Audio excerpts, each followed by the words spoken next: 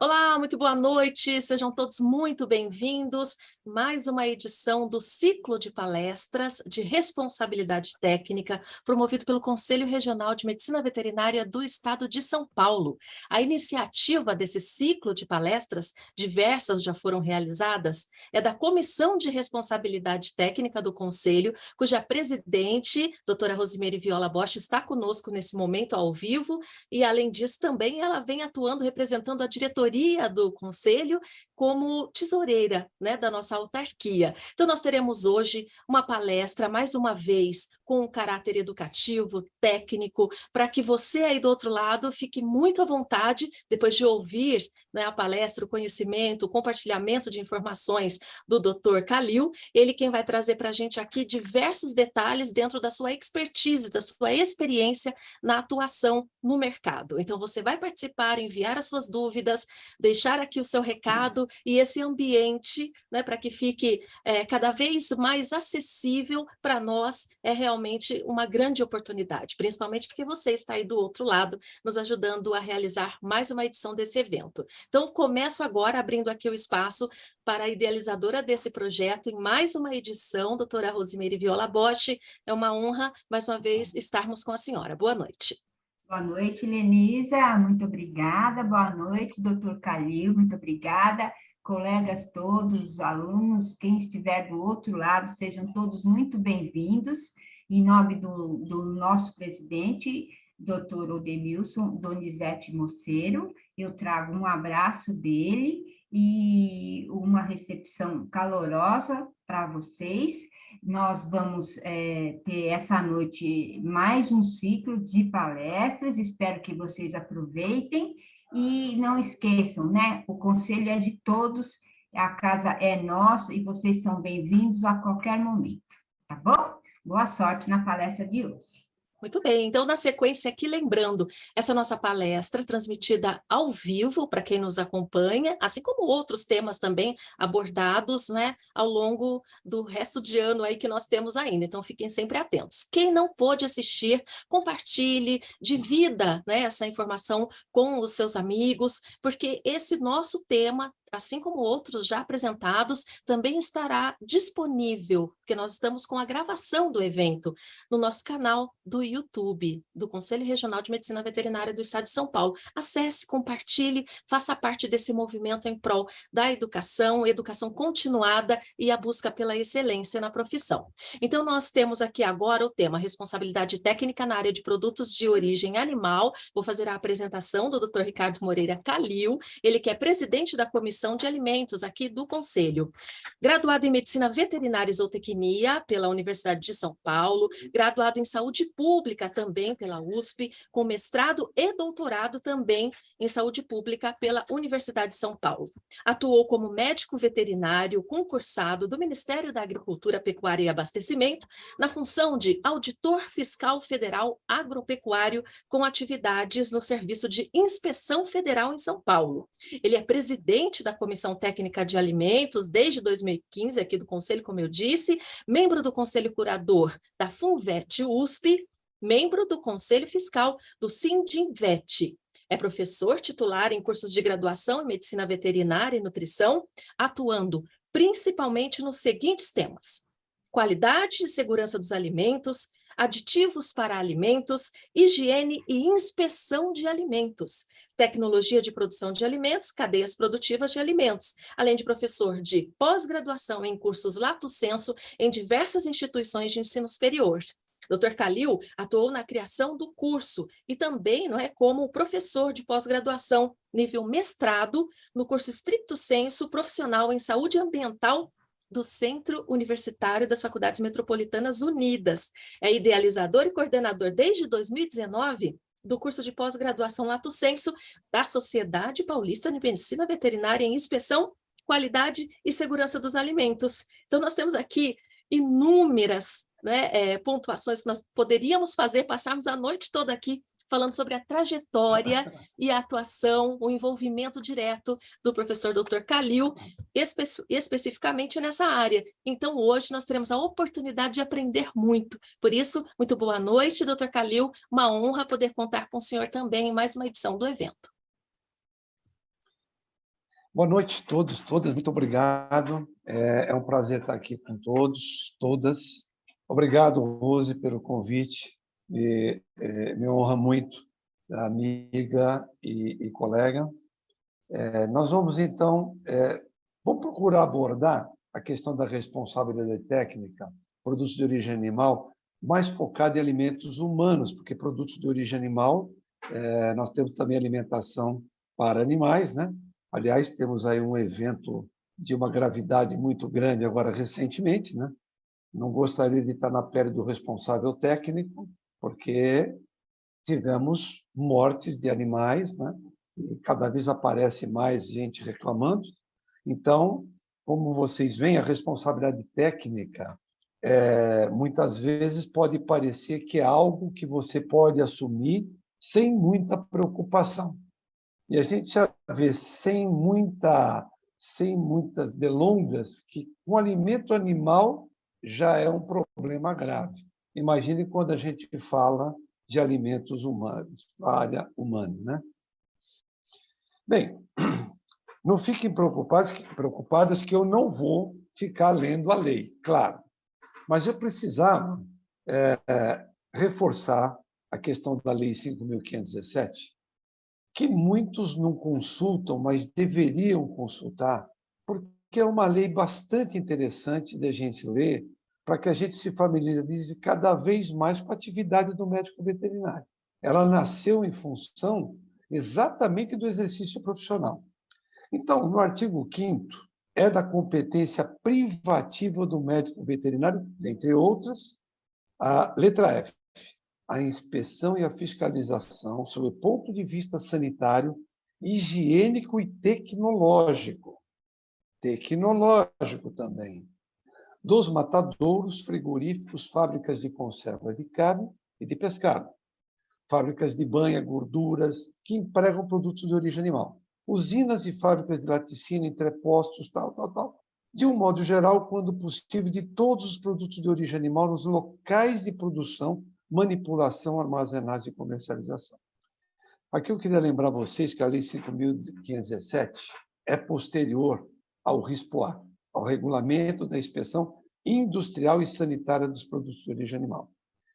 Então, a Lei 5.517 veio reforçar a ideia do exercício profissional do médico veterinário de forma privativa, no sentido de garantir para o médico veterinário a inspeção e fiscalização higiênica, sanitária e tecnológica. Isso justifica porque muitas faculdades deveriam retornar à disciplina de tecnologia de produtos de origem animal e não misturar com higiene e inspeção. Porque higiene e inspeção é uma coisa, tecnologia é outra. E mais, saber tecnologia de produção ajuda muito a entender a inspeção, o RISPOA. Então, vejam, a lei é muito interessante quando você lê, que diz que é privativo a inspeção e a fiscalização sanitária, higiênica e tecnológica. Dito isso, a mesma lei diz no artigo 6º, constitui ainda como competência do médico veterinário, dentre outras, pesquisas, planejamento, direção técnica, fomento, orientação, execução dos trabalhos de qualquer natureza relativos à produção animal e às indústrias derivadas, inclusive as de caça e pesca. E aqui eu queria chamar a atenção que pesca parece que para médicos veterinários não tem nada a ver. Hoje, se a gente quiser um médico veterinário para trabalhar em biosseguridade, para trabalhar em inspeção de pescado, para trabalhar como responsável técnico numa indústria de pesca ou afins, vai ter muita dificuldade de encontrar. O estudo e aplicação de medidas de saúde pública no tocante às doenças de animais transmissíveis ao homem. Eu acho que isso todo mundo, todos os nossos colegas aqui, têm absoluta consciência disso, quanto mais com o conceito moderno hoje de saúde única, né? Que é a saúde animal, humana e ambiente.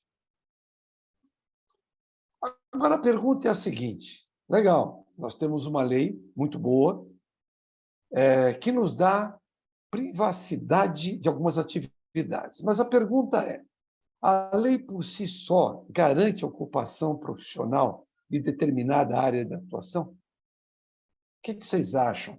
Pensem. Depois nós vamos ter oportunidade de trocar algumas ideias. Mas eu gostaria que vocês pensassem se só a lei garante a ocupação da área.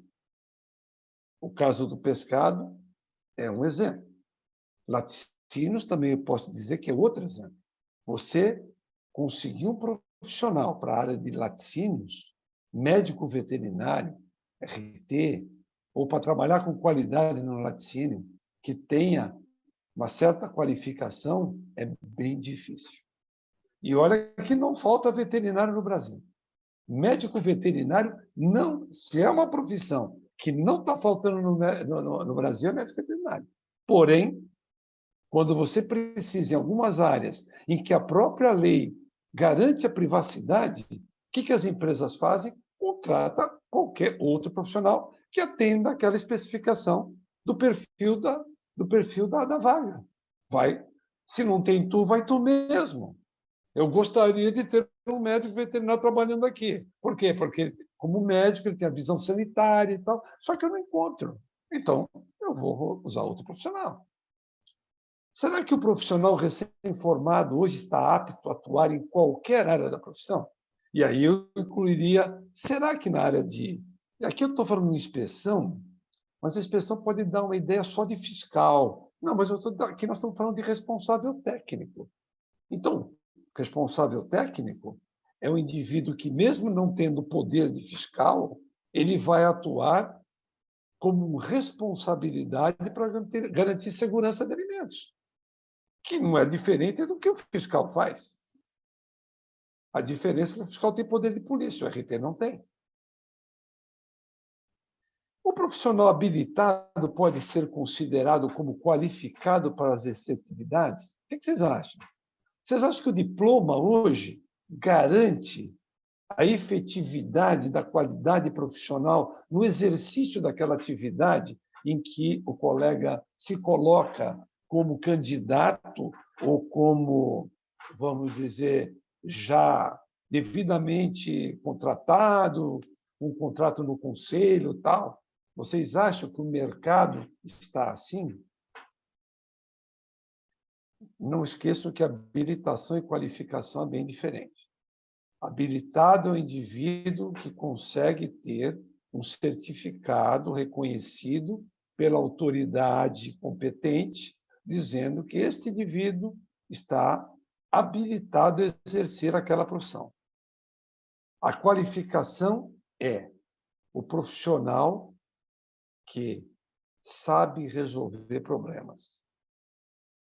Porque nós só somos contratados para resolver problemas. Porque se não havendo problemas, eu acho que ninguém vai nos contratar para coisa alguma. Só lembram da gente quando tem problema. Agora, se você não está qualificado para resolver problemas, você pode estar habilitado, mas não qualificado. Isso tudo são provocações, evidentemente, para que a gente possa conversar depois, fazer as perguntas, né? Senão vocês vão dizer, pô, ele não falou nada que interessasse, então eu não tenho perguntas a fazer. Né, Rose? A gente tem que, de alguma forma, estimular os colegas a participar, porque eu acho que a nossa área, esta área de alimentos, é uma área estratégica no nosso país. A estratégica muito simples. Né? O Brasil é o maior exportador de carne bovina mundial. É o maior exportador de carne de frango. O quarto de suíno. Poderia estar exportando muito laticínio e muito pescado. Pescado nós somos importadores. E lácteos nós estamos querendo desenvolver atividade de forma a atacar esse mercado externo e ter competitividade, porque é o tal negócio, vontade de vender, todo mundo que está aqui no Brasil tem. Precisa ter competência, precisa estar qualificado para exportar. Então, o que a gente está falando é a nossa atividade na área de qualidade de alimentos, segurança de alimentos, é estratégica para o nosso país. Qualquer ministro da Agricultura que tivesse um mínimo de visão, ele seguramente colocaria o dedo na ferida e dizia: oh, escuta, vocês estão preparando profissionais para ocupar o campo, para ocupar as atividades necessárias, a questão ambiental. Quantos médicos veterinários estão qualificados para tratar a área ambiental, já que nós estamos no conceito de saúde única envolvidos diretamente com o ambiente? E quem está dizendo não sou eu, quem diz são os organismos internacionais. Aqueles mais conceituados é que falam que o médico veterinário tinha que estar lá. E por que não está? E se está, por que está tão, assim, diria, de forma assim, tão sem fôlego, sem força, tão timidamente, isso que eu estava procurando, achei. O HD, às vezes, dá uma travadinha, por causa da internet e tal, mas ele está funcionando. Então, timidamente, por que a profissão é tímida em algumas atividades e outras se amontoam? Por que será que isso acontece? Né? Então, a medicina veterinária existe não é para prestar serviços à população? Vocês concordam ou não com isso? Para que a nossa profissão existe?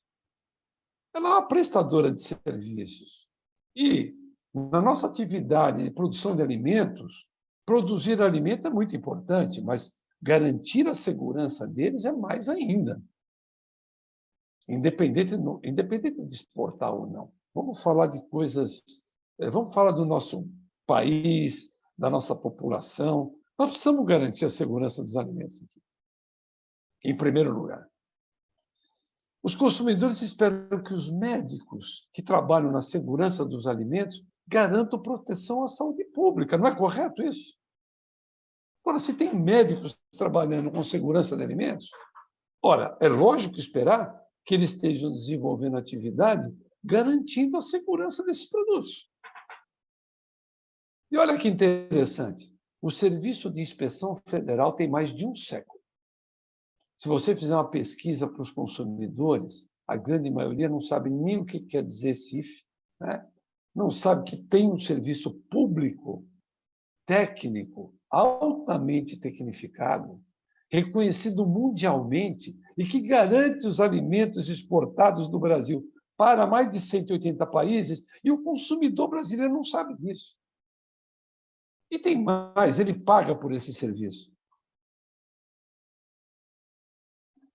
Uma coisa interessante, aqueles que me conhecem mais proximamente sabem por que não se faz divulgação do serviço de inspeção, né?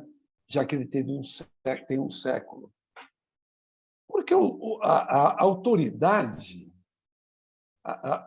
o gestor público no Brasil, ele é, muitas vezes, despreparado completamente. Você tem prefeito analfabeto, você tem vereador que não sabe escrever o nome dele no dia da posse. Então, eles sabem que o Brasil vive uma dicotomia. Nós temos uma inspeção muito boa para exportação, mas temos um abate clandestino lascado dentro do país. Temos leite não pasteurizado à vontade no país. Essa dicotomia, para um gestor, ela é cáustica. Porque qualquer um pode botar o dedo no nariz do cara e falar: escuta aqui, como é que você permite, num país produtor de alimentos, exportador, ter tanto alimento inseguro, quando o consumidor paga o Serviço de Inspeção Federal, que é reconhecido mundialmente, e o serviço encolhe a cada ano? Então, claro que ninguém conhece direito o Serviço de Inspeção Federal. E nem sabe que são médicos veterinários que estão lá, realizando um trabalho extremamente técnico de alta importância. No manual de responsabilidade, eu tirei aqui uma parte interessante que eu achei. A responsabilidade técnica deve ser entendida como o processo que materializa conceitos. Ou seja, você coloca aquela teoria, os conceitos técnicos e põe em prática, sendo o RT a figura central que responde ética, legal e tecnicamente pelos atos profissionais. Devendo ter competência, aqui o negrito é meu, para orientar e coordenar processos e cadeias produtivas. Olha, orientar e coordenar processos. Veja como nós somos tímidos, como médicos veterinários, na área de produção. Nós deveríamos estar muito à frente do que nós estamos hoje. Ocupando posições de interação entre instituições públicas de fiscalização, o RT faz, em muitas indústrias, um meio de campo entre o que a empresa tem de dificuldade e a fiscalização. Seja CIF, SIM, CIE, seja a vigilância sanitária no caso do comércio varejista. Quando chega o PROCON numa empresa, né, muitas vezes o RT vai conversar, né?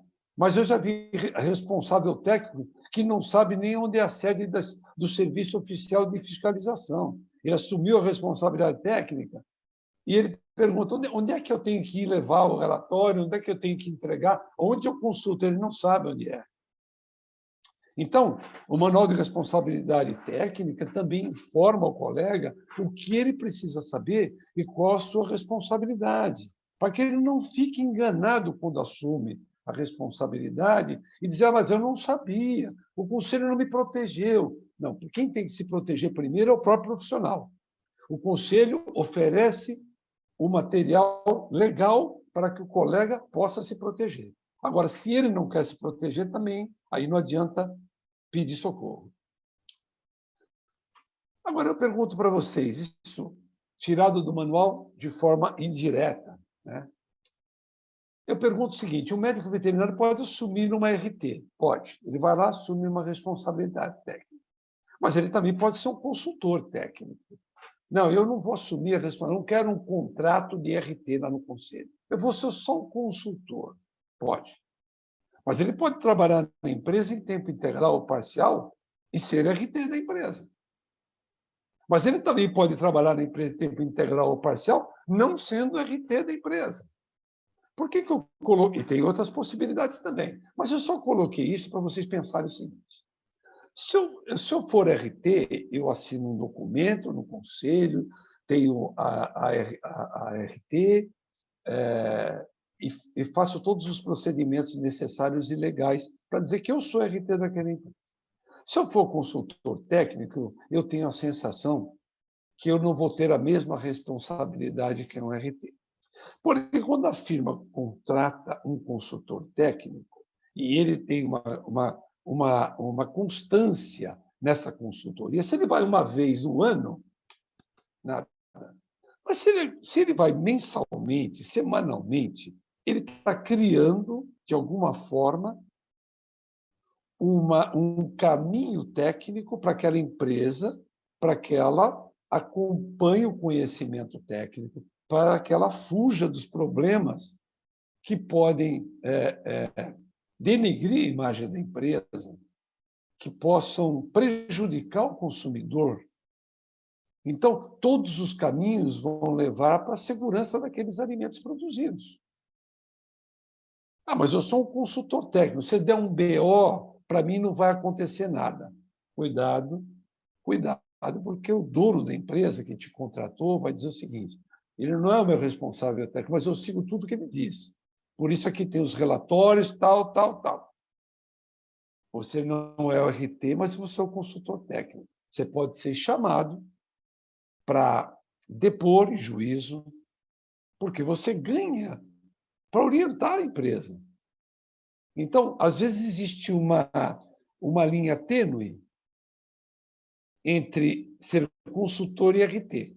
Às vezes é melhor você ser RT do consultor, porque, na verdade, como consultor, você tem a sensação de estar um pouco mais distante dos problemas. Mas, a meu ver, não está muito distante, não.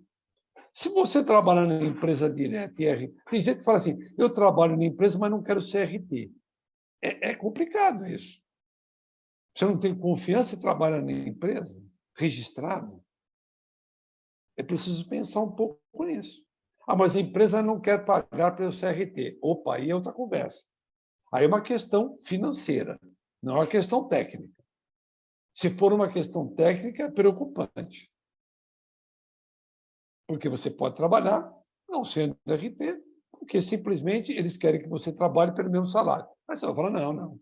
Não, se eu sou RT, eu vou ter outras responsabilidades, claro. Então você precisa ganhar mais. As empresas precisam entender isso. Não vão entender imediatamente, porque eu digo a vocês o seguinte: RT, por exemplo, na nossa área de alimentos, ainda é uma figura que aparece muito em função da lei. A lei diz que tem que ter RT, senão a vigilância vai, ou o serviço de inspeção vai e vai multar e tal. Então, o cara tem medo, ele contrata. Mas o tempo vai mostrar que os profissionais contratados, muitos dos profissionais que foram contratados, conseguiram mostrar a importância de ter um profissional qualificado. Eu posso dar o depoimento disso no supermercado. Eu fui um dos primeiros RTs em supermercado, onde predominava só nutricionista. Foi um desafio para mim, porque eu era um cara que só trabalhava com indústria, e eu falei, bom, vou trabalhar no comércio também para ver como é que isso funciona. Foi uma experiência muito boa, porque a gente aprende muito, muito mesmo. Eu fui trabalhar numa empresa grande e aprendi muita coisa. Eu contribuí bastante, mas também aprendi bastante. Mas eu vi que nesses anos todos, desde quando eu comecei para os dias de hoje, isso alastrou de uma maneira muito grande no Brasil todo, e nós temos médicos veterinários em supermercados em todo o país. Esse foi um trabalho que começou pequeno e que, pela qualidade do trabalho feito, pela importância que a gente dava para o trabalho, pela mudança de mentalidade que nós conseguimos, de alguma forma, mostrar para as pessoas, né, que trabalhavam, que eram responsáveis, chefes, supervisores, eles ficaram convencidos que realmente era bom ter alguém para tratar desse assunto, porque eles não sabiam nada a respeito. Assim, essa área caminhou muito tempo. Eu trabalhei 13 anos nessa empresa e depois mais 3 em outra empresa. E na outra empresa também não tinha médico veterinário, eu fui o primeiro. Quando eu saí, o dono resolveu contratar um médico veterinário em tempo integral. Eu era só um consultor. Ele contratou em tempo integral. Quer dizer, na medida em que os colegas entenderem que qualificação é o que vai dar estabilidade nesta área, quando as pessoas entenderem que não adianta ser forasteiro, saber mais ou menos, quebrar galho, trabalhar na clínica e ter um quebra-galho de RT, aí nós não vamos ter a sedimentação dessa atividade, que eu acredito que tem um potencial fantástico. Fantástico.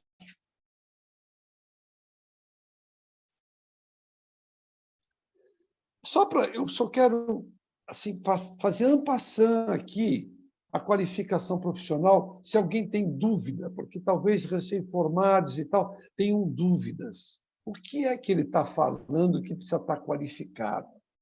Aqui eu fiz um pequeno rol, um pequeno menu, né? Um cardápiozinho de algumas atribuições do responsável técnico. E eu estou dizendo isso porque, dando curso de pós-graduação, muitas vezes eu constato isso com muita frequência. O desconhecimento de alguns dessas atribuições que são importantes. Microbiologia geral e específica. Primeiro, eu não entendo que médico sem microbiologia, para mim, não existe. Médico ou sabe microbiologia ou não sabe. E se ele for médico e diz que não entende muito de microbiologia e que é muito cansativo saber nome de bactéria, desculpe, mas alguma coisa está errada. Alguma coisa está errada. A medicina está diretamente relacionada com prevenção de doenças. E microbiologia é o fundamento de tudo isso. Físico-química de alimentos. Muitas vezes, por que eu estou falando de microbiologia, físico-química, e depois eu vou falar interpretação de análise laboratorial. O médico veterinário comete o mesmo equívoco que acontece na clínica, de pedir análise e não saber por que pediu. Mas está na legislação, eu vou pedir, vamos contar aí o coliforme, vou contar salmonela e tal. Manda aí. Aí o cara vem com uma análise que custa 350, 400 reais, e quando chega na mão do colega, ele não sabe o que fazer com aquele laudo. Ele não sabe interpretar a análise. E por que pediu? Então, eu já vi algumas empresas reclamando muito de que colegas pedem análises e não dão um retorno para o dono da empresa ou para o gerente. O que eles fizeram com essa análise? Para que serviu? Qual foi o ganho para a empresa de fazer essas análises? Eu acho que é extremamente importante ser transparente com quem te contrata e dizer: olha, eu preciso fazer análise laboratorial, eu preciso analisar a tua água. Mas não lavou a caixa d'água? Lavou. E quem que disse que está bem lavada? Como é que eu posso te garantir que a água está boa? Mete cloro na água. Bacana. Vamos tocar água, bastante cloro na água mesmo, né? Sem saber se nós precisamos colocar bastante cloro na água. Quanto mais cloro você coloca na água, pior. Se você usar água fazendo produtos, você vai alterar o gosto dos produtos. Embutidos de carne vai água. Você fabrica gelo. Então, como é que você vai simplesmente resolver o problema? Bota cloro, bota cloro. Não é assim que funciona. Então, conhecer físico-química de alimentos, você precisa ser um químico? Não. Você precisa conhecer as principais análises daqueles produtos que você trabalha, saber como elas são feitas e interpretar o resultado. Não precisa ser químico, mas precisa conhecer as análises. Você vai trabalhar numa plataforma de leite. Como que você não vai conhecer a análise? Você vai contratar um químico para fazer análise, ele vai te dizer o quê? O leite está fraudado, não está fraudado? Fraudado com o quê? Então, se você vai trabalhar com leite, não conhece nada de físico-química do leite. Você vai fazer análise de laboratório para quê? Boas práticas de fabricação. Eu cansei de ver, e é muito triste isso, o cara fazer boas práticas pelo Google. E, às vezes, não ter nem o cuidado de ler aquilo que está vendendo para a empresa. Às vezes o endereço está errado, o nome da firma é outro, o tamanho da firma não é aquele, porque o cara não se preocupou em fazer um pente fino em todo o texto para ver se ele está de acordo com a empresa que te contratou. Quer dizer, fazer boas práticas qualquer um faz, é verdade. A questão é como implantar essas boas práticas. Como treinar as pessoas, como fazer os funcionários trabalharem integrados com essas boas práticas. Como integrar esses funcionários das boas práticas se eles nem souberam quem fez a tal das boas práticas? Chega um cara com tal do manual, nós vamos fazer treinamento. Mete lá no PowerPoint para os caras e começa. Blá, e blá, e blá, e blá, e o cara dorme, desmaia, porque levantou 5 horas da manhã, e você falando de boas práticas e não sabe o que esse é grego que esse cara está falando aí. Porque eles não participaram absolutamente nada da formulação de boas práticas. Então, hoje, falar de boas práticas é a coisa mais simples que tem. Mais simples. É pré-requisito para fazer qualquer outra coisa. Boas práticas de fabricação, manipulação. Mas será que você sabe fazer um manual de boas práticas sem olhar o Google? Se eu pegar e falar assim, você vai ter que elaborar boas práticas. Você vai falar com o supervisor da fábrica e você vai montar boas práticas. Sem roteiro. Se vira. Será que faz? Será que faz? Será que você sabe de cabeça qual é a ordem de importância que você precisa adotar para fazer boas práticas adequadas? Bom, se você tem dificuldade para montar boas práticas, imagine falar em autocontrole, onde você vai arrumar, vai ter que trabalhar com outras ferramentas. Você vai trabalhar com o HACCP. Se você não sabe microbiologia, como é que você sabe se um perigo é importante ou não, se você não sabe microbiologia? E na área de alimento, o HACCP está baseado, grande parte, em micro-organismos. Depois, na hora do bate-papo, vocês podem dizer que o que eu estou falando não é verdade. Estou às ordens. Porque perigo químico e físico é relativamente mais fácil de controlar.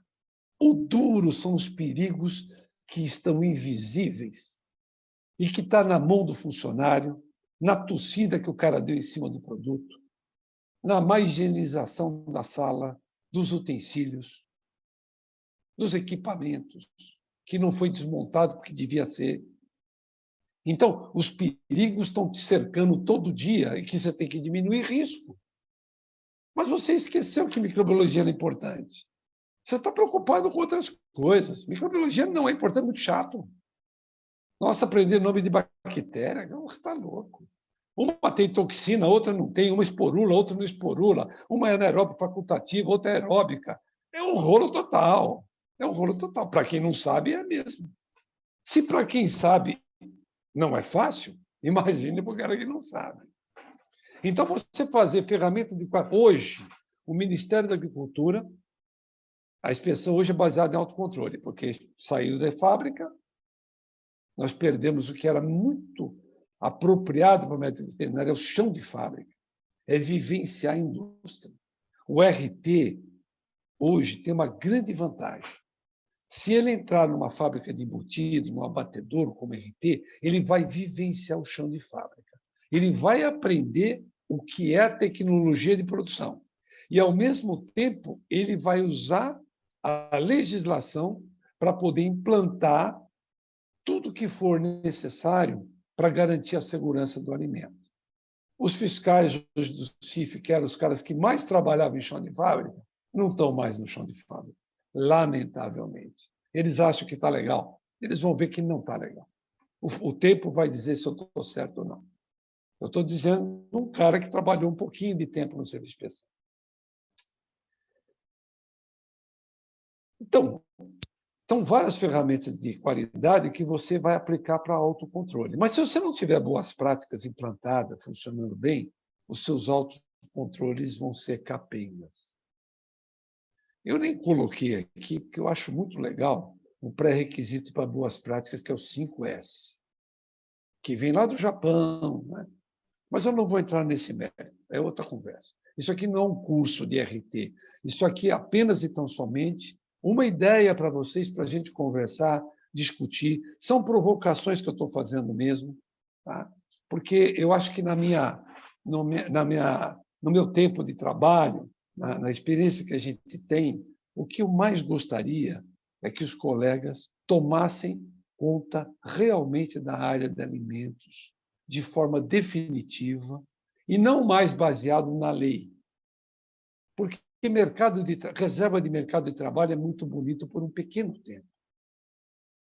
Mas isso depois não funciona. Não funciona na indústria, não funciona em qualquer lugar.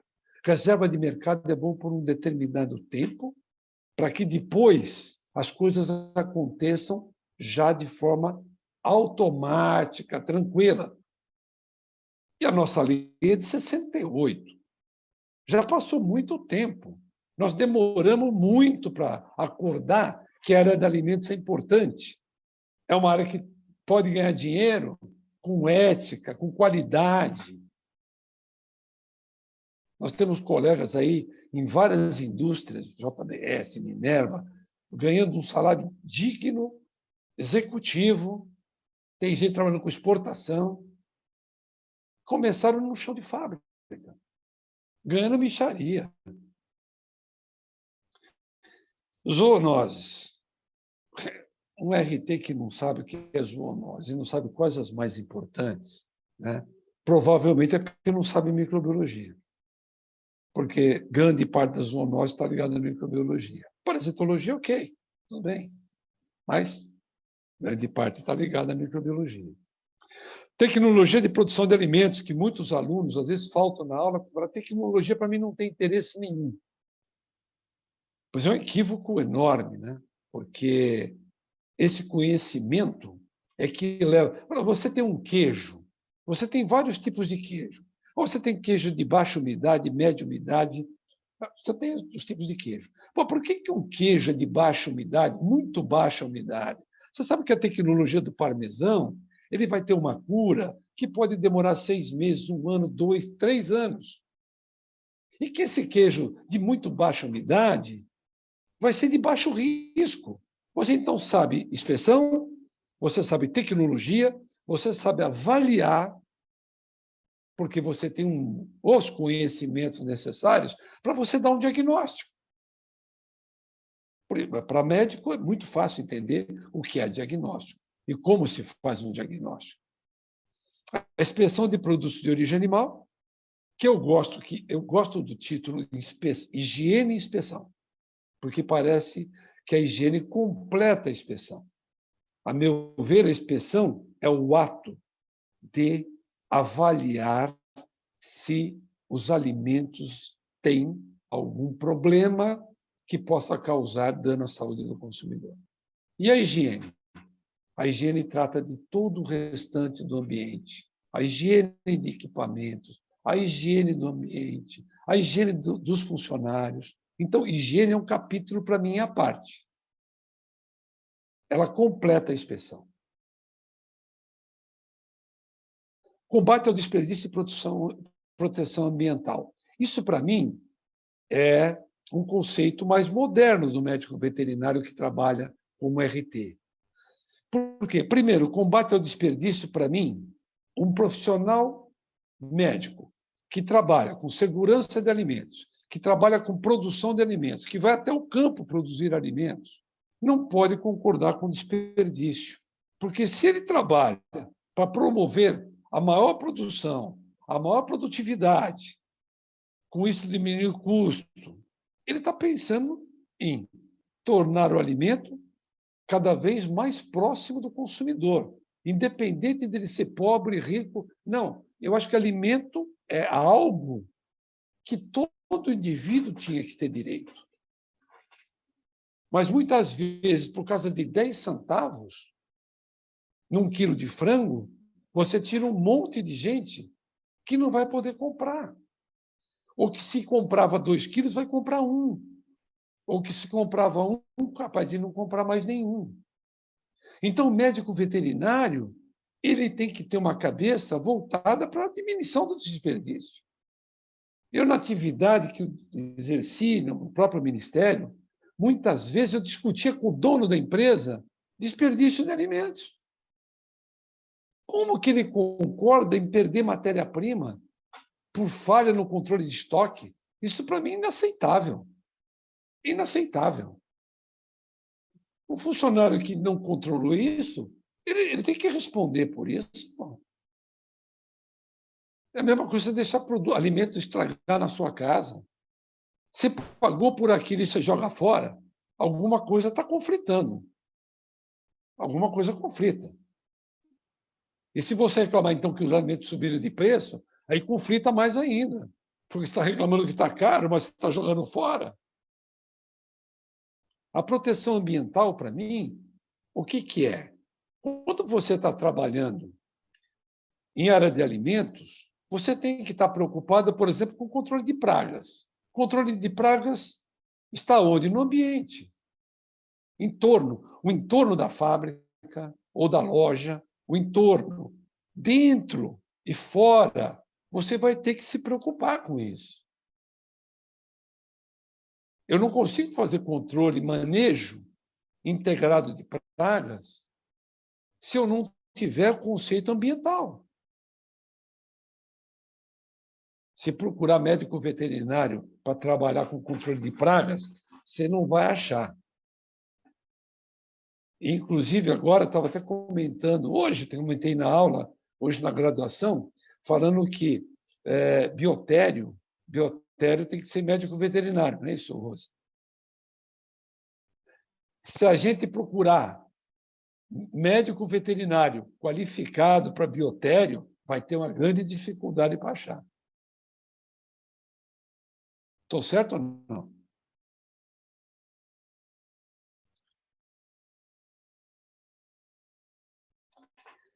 Aqui é só para dar um roteirinho básico. Você vai assumir a responsabilidade técnica. Muitos colegas às vezes me perguntam isso. Eu estou com uma empresa aí, o que eu faço, hein? Assumo, não assumo? Eu sempre digo o seguinte: faz um levantamento completo da situação da empresa. Tenha em mente, bole uma planilha com os itens que você considera como fundamentais para o funcionamento, seja indústria ou comércio, de produtos de origem animal. Se você não tiver essas informações, como é que você pode fazer um planejamento para propor para o dono da empresa? Porque a segunda etapa é fazer um planejamento das ações necessárias para iniciar o trabalho, levando em conta as prioridades e as possibilidades econômicas da empresa em atender o plano de ação estabelecido. Ou seja, você levantou os problemas. Você já sabe o tamanho do pepino que você vai assumir. Mas você não vai ficar parado, você está lá para fazer isso andar. Legal. Mas você não vai conseguir fazer tudo. Você vai fazer algumas coisas. Quais são as prioridades? Nessas prioridades, a empresa vai conseguir, no prazo que você está querendo, dentro do cronograma, tem condição econômica de bancar isso de imediato?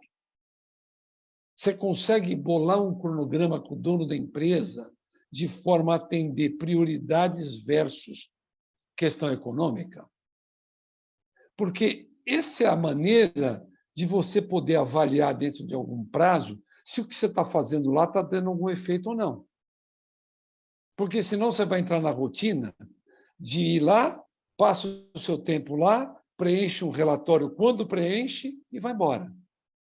Daqui a 4 meses, você está fazendo exatamente todo dia a mesma coisa que você vai lá e não existe progresso nenhum.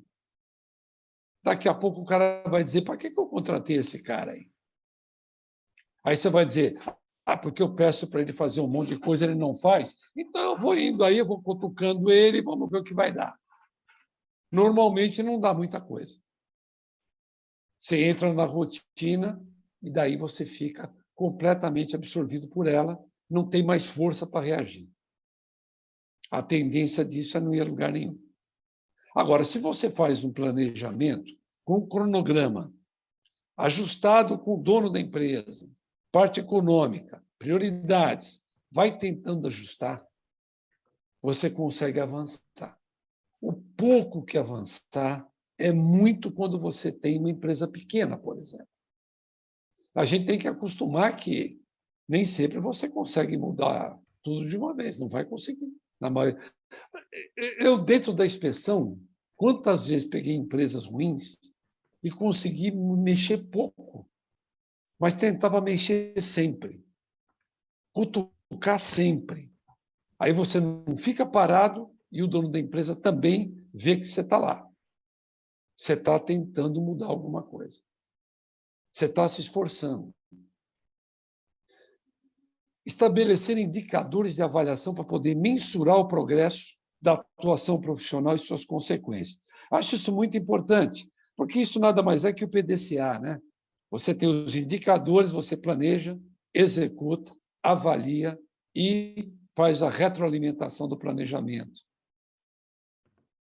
Se você fizer rodar o PDCA, com certeza você não vai entrar na rotina, não vai se acomodar. Ou você vai chegar à brilhante conclusão que o seu trabalho lá não está valendo absolutamente nada. Então você vai decidir se vale a pena continuar, tentar uma nova estratégia ou ir embora, deixar para outro, que talvez tenha mais sorte que você. Na questão da responsabilidade técnica também, é observar algumas questões importantes.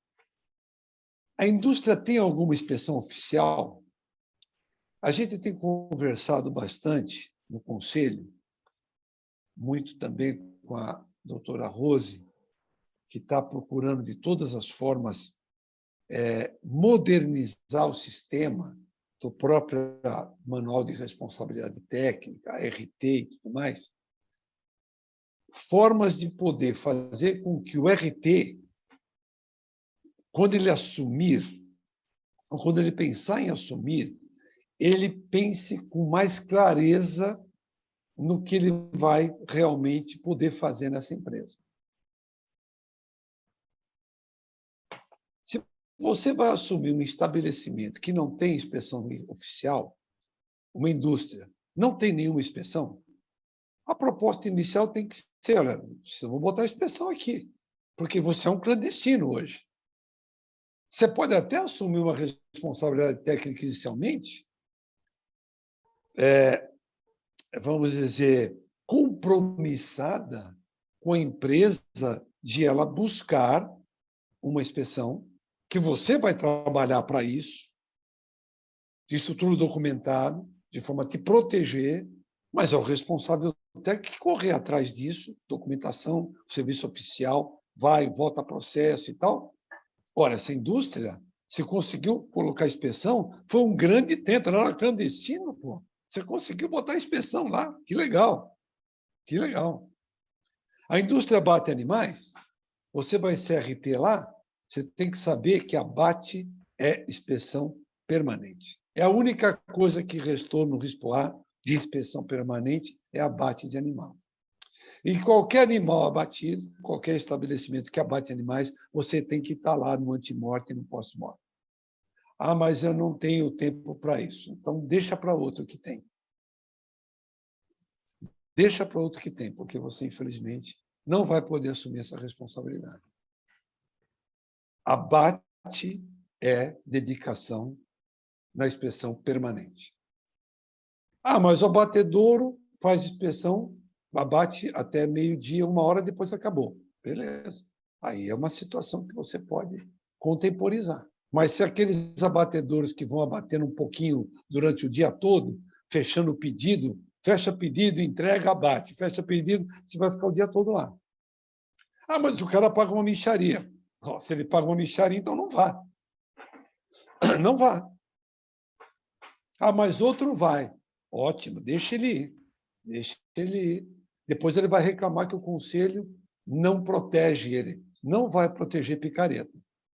Não vai. O conselho não vai proteger picareta. Nem o sindicato e nenhuma instituição vai proteger.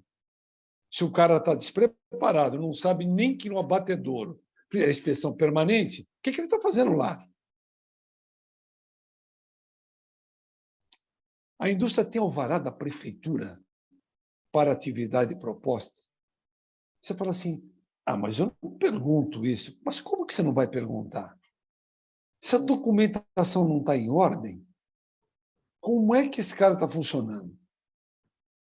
Aí você vai ser RT, deu um BO, uma denúncia, vai à vigilância com o PROCON, com o raio que o parta. A primeira coisa que os caras pedem, só tem aqui da vigilância, cadê o certificado, cadê isso, cadê aquilo, o cara não tem nada. Cadê? Só tem RT? Tem. Aí eu sou RT. Ah, o senhor é o quê? Eu sou médico veterinário. Ah, o senhor sabia que a empresa aqui não tem alvará de funcionamento? O senhor tem algum requerimento que o senhor pediu alvará? Porque você pode ter pedido alvará e a vigilância não tem ninguém lá e não providenciou. Porra, aí é outro problema. Eu fiz a minha parte. Fui lá, fiz o requerimento, paguei a taxa para ter o alvará. Fui 2, 3 vezes, sempre alegação. Olha, nós estamos sem gente, vai fazer a vistoria, vai, não vai. É outro problema. Mas você tem documentação provando que você tomou as providências. Se o serviço público não tomou, aí o problema não é seu. Aí você passa a bomba acesa para a vigilância sanitária. Volta para ela mesmo. Não sei se vocês observaram aí, que tem um programa aí, que tem um deputado que até quer se reeleger às custas disso. Um é o xerife, o outro é não sei o quê, cada um se intitula o bambambam da história.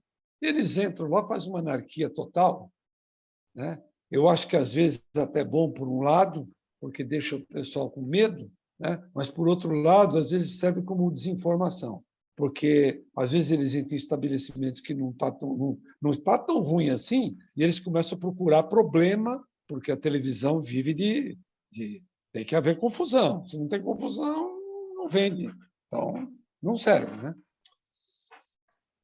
Outro ponto, a empresa tem histórico de reclamações, PROCON, internet, vigilância sanitária. Quando você vai pegar uma empresa, você se preocupa com isso? Em saber o histórico dela? Você foi lá no Reclame? Você já viu em algum lugar? Porque muitas dessas empresas pequenas, principalmente, até médias, você pergunta, você tem um saque? Ah, tem. Como é que funciona o saque? Ah, o saque é com o telefonista, você liga e tal. Aí faz o teste, pega o telefone e liga no saque da empresa, vê se alguém atende. Está cheio de empresa com saque que ninguém atende coisa nenhuma. Às vezes, quando toca no saque, o cara desliga o telefone, porque tem um ramal que atende 250 pessoas e o cara fala, não vou atender o saque, porque eu estou aqui a ligar para fora, entrou o negócio aqui, eu não vou falar com essa pessoa. Então, saber do histórico de reclamação é importante, porque muitas vezes o próprio médico veterinário, como o RT, pode estabelecer um canal de contato com a clientela, com a empresa. E, às vezes, quando isso começa a funcionar, o dono da empresa, o gerente, fala, puxa, que legal, isso foi bem sacado mesmo, porque hoje a gente tem um contato direto com o cliente que compra o nosso produto. Não é o supermercado, o mercadinho da esquina, o açougue, não. É o próprio cliente final que fala com a gente. E muitas vezes as empresas não têm esse canal. Empresas já teve outros RTs e por que se desligaram? É muito bom, às vezes, conversar com o RT que saiu. Às vezes ele saiu porque tinha outra coisa que ia ganhar mais, ou mudou, ou tal. Não tem problema nenhum. Mas muitas vezes ele estava muito irritado, ou não recebeu, por outros problemas. Então, às vezes é muito bom você falar com a RT que saiu, para ter uma ideia do que acontecia. A remuneração será compatível com a responsabilidade? Será? Eu diria que, hoje em dia, as remunerações não estão boas, em função até da pandemia, o rescaldo da pandemia, mas a tendência é, agora, no decorrer, talvez, desse final de ano, passou a eleição também, essa instabilidade muito grande tal, no país. Passada a eleição, tenho a impressão que a gente entra num ritmo diferente. Espero, eu torço para isso, mas tudo leva a crer que será assim. Então, responsabilidade técnica, tanto indústria como comércio, né? A meu ver, é um mercado para atividade, que é uma atividade grande e crescente. Esse mercado é extraordinário. E a gente sabe que tem muitos espaços que ainda não foram ocupados pelos colegas médicos veterinários. Vira e mexe, eu vejo um colega que abriu uma empresa e está trabalhando, batalhando, daqui a pouco, passou um tempinho, já está com 2, 3 empresas e tal, devagarzinho vai indo e começa a se estabilizar, se estabelecer. Então, tem um espaço muito grande, né? A questão é trabalhar. Precisa ter muito fôlego, muita vontade. Mas não é nessa área. Qualquer área hoje é assim. Em qualquer profissão. Seria muito bom ter resultado rápido, ganhar 20 mil reais no primeiro ano de formado, seria maravilhoso, mas não no Brasil. E se for para os Estados Unidos, também não vai ser assim. E se for para a Europa, também pior ainda. Pior ainda. Porque lá você ganha mais, em euros e tal, mas você também gasta mais. Então, tudo é muito proporcional, né? Você tem que passar pela fase de ter um pouco de casca, né? A pele tem que ficar um pouco mais rígida, se aguentar um pouco mais de pancada, porque isso faz parte do jogo. A legislação estabelece a necessidade de responsáveis técnicos. Então, não é a 5.517, Não é o nosso manual, é, de um modo geral, as legislações do Ministério da Agricultura, do Estado, do município, da vigilância. As legislações hoje passam a responsabilidade para as empresas de garantir a segurança dos alimentos que comercializam e que produzem e comercializam, ou só produzem. Infelizmente, olha isso aqui é mal, infelizmente a formação profissional nas faculdades vem apresentando deficiências notáveis. O que pode significar isso para vocês que estão prestigiando aqui a nossa conversa? É que o mercado, na média, é ruim. E que, se você quiser estar melhor no mercado, basta que você estude, que você se prepare, porque você vai estar acima da média. E se você estiver acima da média, você tem mais chances do que aquela massa toda que fica brigando abaixo da média. E aí, se RT de uma fábrica pequena não te satisfaz, você busca uma maior. Vai trabalhar, então, como registrado numa empresa de porte. Às vezes o RT não está legal para você. Mas, às vezes, você é um cara que não tem parada. Cisca para lá, para cá. Então, RT é legal. Um dia você está numa empresa, outro dia você está no outro e tal. Você fica mais calmo, a ansiedade baixa. Depende do perfil de cada um, da vontade de cada um. Os valores pagos na prestação de serviço ficou defasado na pós-pandemia. Isso que nós estávamos comentando agora é uma realidade, porque, de um modo geral, as empresas pequenas sofreram bastante, né? Tanto comércio como indústria sofreram muito. Acho que a gente tem que dar um crédito para esse pessoal todo que está se recuperando, né? Os restaurantes, por exemplo, eu acompanhei, tem uns amigos que iam restaurantes. Nossa, esse pessoal passou um aperto que foi uma coisa impressionante. Eles não estavam preparados para o que aconteceu. Ninguém estava. Nós não estávamos também. Só que quem tem um negócio, tem um amigo que tem um restaurante que tinha mais de 60 funcionários. Como é que ele vai dizer para os caras de uma hora para outra, vocês estão todos demitidos e nós vamos fechar aqui? Eles tentaram se reinventar, fizeram miséria para poder sobreviver. Então, eu acho que a gente tem que entender isso, né? Hoje o pessoal está tentando hoje se colocar novamente num patamar de sustentabilidade do negócio e tal. Aí chega o cara RT cheio de graça, querendo tudo ao mesmo tempo, querendo cobrar. Então, às vezes, a gente precisa ter um pouco mais de paciência para poder, vamos dizer, fazer a prestação de serviço, esperando um pouco, né? Mostrando o trabalho, né? Convencendo aquele que está te contratando de que você é um cara bem preparado e que você pode dar retorno para a empresa. Porque, na verdade, o nosso trabalho dá retorno para a empresa. Ah, mas dá gasto. Eu não acho que dá muito gasto. Depois que você atinge um determinado patamar, é lógico que quando você começa, sempre tem um gasto um pouco a mais, até que você consegue colocar aquilo num patamar médio, pelo menos. E aí, o sujeito já não gasta tanto.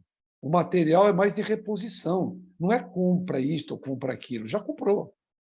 Agora é material de reposição, material de consumo.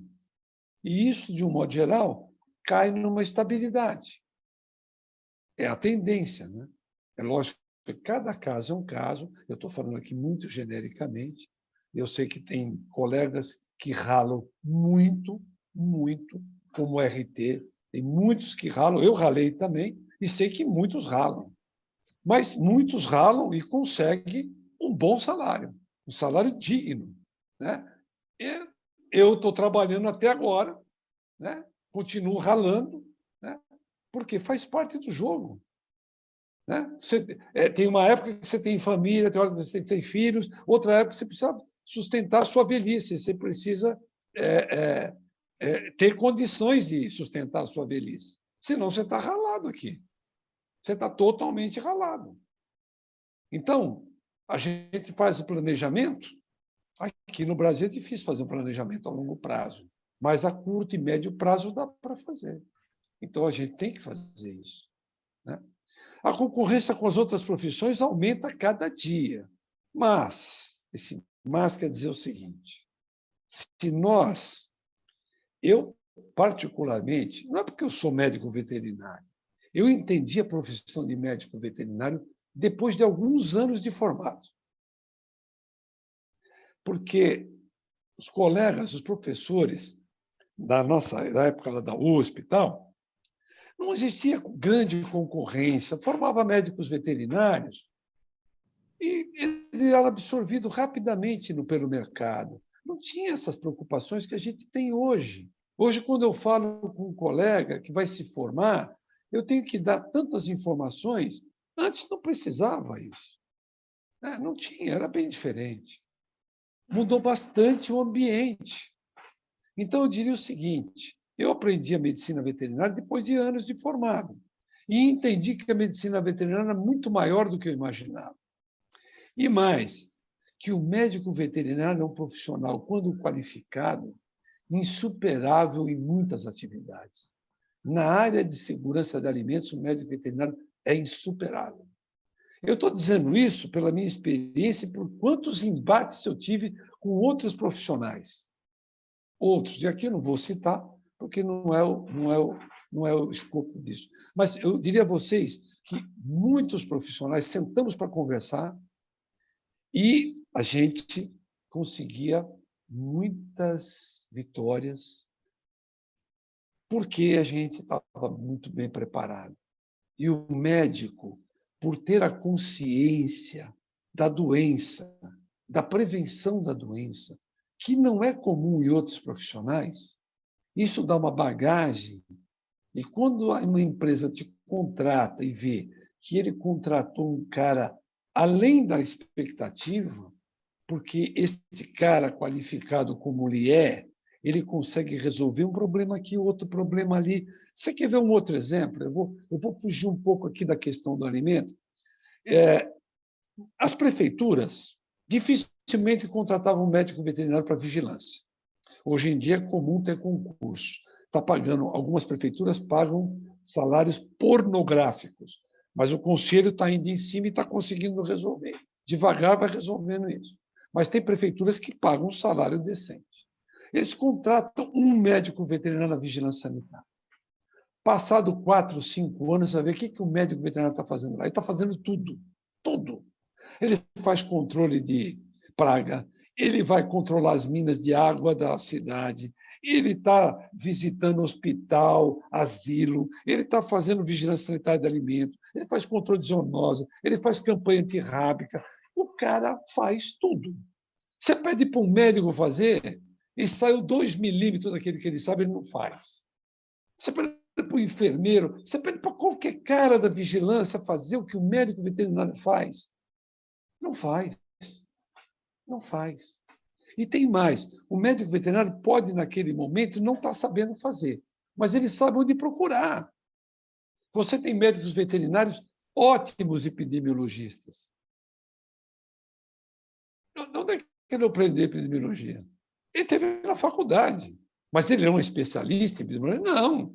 Mas trabalhando em epidemiologia, teoria versus prática, alguns anos ele show de bola. Daqui a pouco o cara está discutindo em Brasília, está não sei aonde, está no Congresso e tal.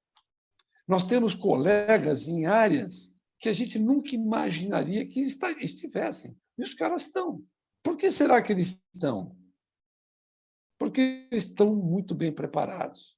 E por ser médico, abre muitas portas, muitas, porque a consciência médica é só de 2 profissões que são uma. São uma é bonito, mas são 2 que se fundem em uma, na medicina, seja humana, seja veterinária, porque medicina é uma só. Eu não sei se eu já estourei o tempo, acho, né? Se estourei, Isso, me desculpe. Calil, Calil, mas olha, Calil, eu não o interrompi porque eu fiquei embevecida, maravilhada com as suas palavras, entendeu? Eu tenho certeza que todos que estão aqui nessa sala te ouvindo vão dormir um pouco mais tranquilo, um pouco mais feliz, um pouco mais crédulo, com mais vontade, mais otimista, com mais vontade, e principalmente a gente sabe que é uma área difícil, que os veterinários enfrentam uma tarefa árdua, mas que existe um horizonte e que a gente tem que permanecer fazendo aquilo que acha correto, né? Isso que dá satisfação. Isso, eu tenho certeza que nós todos vamos dormir mais tranquilos essa noite, porque quem está aqui, eu tenho certeza absoluta que está realizando um bom trabalho, que está se esforçando e que vai chegar nesse lugar privilegiado e merecido que você falou, Calil. Tá? Tenho certeza disso. Você acabou, Calil? Sim, claro. Então, Depois tá bom. dessa, eu tenho que acabar agora. Então, tá bom. Olha, Eu estou às ordens. Vamos tá conversar. certo. Vamos às perguntas, então? Podemos? Podemos começar? Vocês me ouvem? Sim. Vamos lá. Olha, nós temos inúmeras participações aqui e eu vou rapidamente já elencando, doutor, porque são várias perguntas e considerações feitas também sobre tudo que o senhor trouxe para nós hoje aqui no evento, doutor Calil. Começo com a Pamela Cristina Freire. Boa noite, Pamela. Ela diz que atua na área de RT, indústrias de pescados, já atuou em laticínios também, e ela tem uma empresa de consultoria. Aí ela diz o seguinte, que o problema é estar qualificado, habilitado e o responsável legal ler a tabela de honorários do conselho e querer se basear naquele valor base, um salário mínimo. E ela disse que essa é uma luta muito grande, uma dificuldade que ela encontra. Então, eu vou só emendar com outro questionamento aqui da Pamela, e ela já emenda perguntando sobre o projeto de lei para extinguir a área de auditor, a atuação do auditor fiscal federal. Então, ela pergunta o que o senhor acha disso, e ela considera, fica receosa, porque ela considera uma área muito importante, e ela diz que a área de RT também pode estar em risco ao longo prazo. Se o senhor concorda e acredita que essa é a realidade. Ô, Pamela, é um prazer. Diria para você o seguinte, você já me surpreendeu porque você trabalhou com laticínio e com pescado. São as duas áreas que eu disse que tem muito pouco médico veterinário trabalhando. Uma questão que você levantou, que foi do salário mínimo profissional, veja, eu acho que nossa profissão não aprendeu a trabalhar com as instituições disponíveis. Eu, como sou do Conselho Fiscal do Sindicato dos Médicos Veterinários e sou um dos fundadores do sindicato, por que nós fundamos o sindicato? Porque o sindicato tem a principal tarefa de brigar por condições de trabalho, por salários, por acordos salariais, por dissídios. E muitas vezes os colegas querem que o conselho faça isso. Mas o conselho não tem nada a ver com isso. Quem tem a ver é o sindicato. Eu diria que aqueles que estão me ouvindo, que fortaleçam o sindicato. Né? As pessoas falam assim, mas tem que pagar aí uma vez por ano e tal. Puxa, é muito pouco pelo que o sindicato poderá trazer de benefício. Por quê? Rescisão contratual pode fazer no próprio sindicato para ver se os valores estão de acordo e tal. Quer dizer, a gente precisa começar a aprender a trabalhar com as entidades, as instituições que existem legalmente e que têm suas atribuições bem definidas em lei. Essa é a primeira questão. Complementando a questão. Com relação ao auditor fiscal, eu não creio que haja essa possibilidade de... O que aconteceu foi tirar o auditor fiscal da inspeção em chão de fábrica. Isso tirou. Só ficou nos abatedouros. Mas o auditor fiscal vai continuar, por quê? Porque todo o sistema de vigilância do país está calcado em cima de auditor fiscal. O Vigiagro, por exemplo, que faz fronteiras e tal, todo mundo é auditor fiscal. E, ao mesmo tempo, que toda exportação tem que ter controle do auditor fiscal. Então, isso está muito amarrado com os acordos internacionais. O que pode ser é tirar cada vez mais atribuição para o mercado interno, que é uma briga que eu já comprei algumas vezes, porque eu não posso... Aliás, um colega nosso do Ministério, que é o Álvaro Pereira Dias, sempre dizia o seguinte, sempre diz, né? Por que a gente tem que ter a inspeção de segunda categoria? Porque a inspeção interna é de segunda categoria. Para o exterior vai a melhorzinha. E para nós aqui que pagamos a conta, é de segunda? Por quê? Então, essa é a grande questão que a gente tem que batalhar por todas as vias para que no Brasil se instale a inspeção de verdade, para que a gente possa diminuir a clandestinidade no país, que ela é muito alta. Doutora Rose? Eu só estou um pouquinho surpresa, né? Que a colega falou que o Conselho Regional tem uma tabela de honorários do Conselho Regional. Não existe isso, gente. O Conselho não pode fazer tabela nem para coisa nenhuma, é formação de cartel.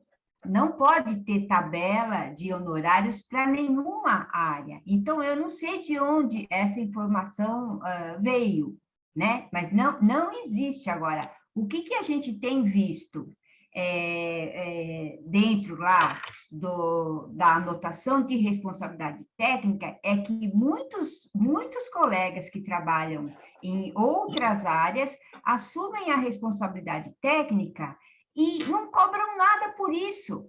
Está escrito na anotação de responsabilidade técnica trabalho voluntário. Gente, isso é um absurdo. Onde está escrito que nós temos que trabalhar de graça? Né? Se você faz uma atividade, qualquer que seja a área, a atividade de responsabilidade, a função de responsabilidade técnica é completamente diferente de qualquer outra atividade que você faça. E isso tem que ser cobrado à parte. No Manual de Responsabilidade Técnica, no primeiro capítulo de orientações gerais, a gente já dá essa explicação. E tem colegas que se submetem a isso. Então, eu só queria deixar claro que não existe tabela de honorários para nenhuma área feita pelo Conselho Regional de Medicina Veterinária, nem pelo sistema, né? CFMV e conselhos. Só isso que eu queria dizer. Ok, seguindo aqui então agora, Leia Nogueira. Leia, boa noite, obrigada pela participação. Ela faz um comentário. Ser consultor ou RT, nesse caso veterinário, precisa trabalhar em função de segurança dos alimentos. E ela diz que concorda e acha ilusório pensar que o consultor tem menos responsabilidade. Se os doutores quiserem comentar aqui o apontamento. Eu quero sim. A Leia, inclusive, é da nossa comissão, faz parte da nossa comissão, Eba, né? muito Cuida bem, também Léa. cuida do nosso blog lá, né? Então, a gente conversa bastante, conversa muito com a Leia. Então, o que ela está dizendo é exatamente o retrato, né? Responsabilidade, seja como consultor ou com um contrato assinado no conselho e tal, nós estamos preocupados com segurança de alimentos. Tem o contrato ou não, se você recebe de alguém para que faça esse serviço, a gente vai continuar sendo responsável, sem dúvida nenhuma. Ok, uma pergunta mais específica aqui da Pamela, mais uma vez, e ela diz o seguinte: na sua opinião, doutor, se uma análise do ar indicar alta quantidade de fungos, o problema principal é a ventilação do local, certo? Pode ser. Pode Pode ser. ser. Pode. Se você tem um ambiente, veja, se você tem um ambiente climatizado, muitas vezes o ambiente climatizado, pela diferença de temperatura, você liga e desliga o equipamento à noite, desliga o equipamento. Então, aquelas gotículas condensam na parede.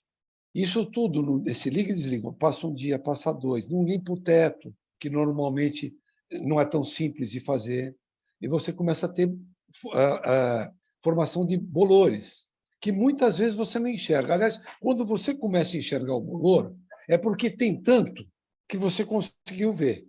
Porque, de um modo geral, existem áreas emboloradas em indústria. Às vezes você está com um pão na sua casa, você olha para ele, ele não está com aspecto de bolor. Mas se você cheirar, você já percebe que ele está começando a embolorar. Se você deixar no dia seguinte, você vai encontrar o bolor lá. Aí ele fica bonito, parece um algodão, cinza, escuro e tal. Alguns são mesclados. Então, numa indústria, acontece muitas vezes de não ser exatamente a ventilação, mas falta de ventilação. Você poder ter uma exaustão para evitar que o teto fique embolorado. Eu não sei se é exatamente isso, mas estou imaginando, porque a parte ambiental é muito importante que se faça a higienização completa, piso, parede. Por isso que os materiais têm que ser adequados para que você possa lavar tudo com a mangueira, jogar água para todo lado, né? Para que você possa depois sanitizar, deixar o sanitizante agir para que você diminua essa microbiota que vai se instalando. Ok, agora a pergunta é do Tomás Coelho, boa noite. No caso de matadouro municipal, tem que ter um veterinário para inspeção do SIM e outro para ser RT do estabelecimento, correto? Correto.